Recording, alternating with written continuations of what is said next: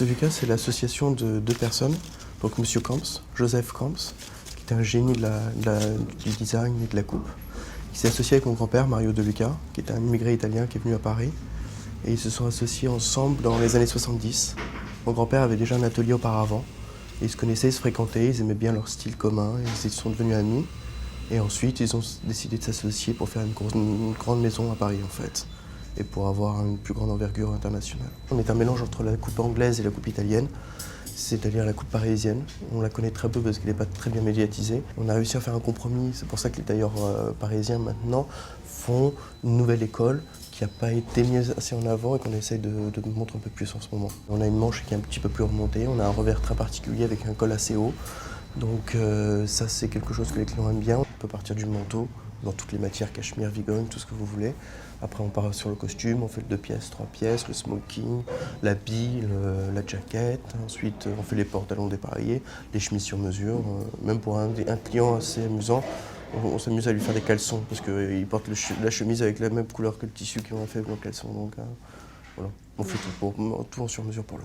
Nous, notre spécialité, c'est d'essayer de faire que la personne soit très élégante, que ça tombe bien et qu'après, il se sente à l'aise et qu'il se sente vivre dans le vêtement, en fait.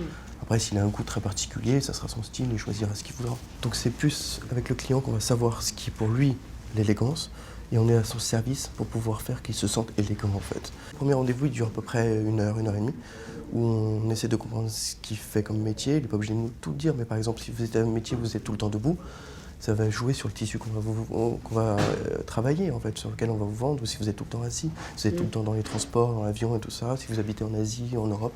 Tous les facteurs sont très importants pour pouvoir savoir exactement ce qu'il faut lui proposer. Ensuite, quand on a réussi à comprendre ça, on a fait l'analyse, on passe sur les mesures.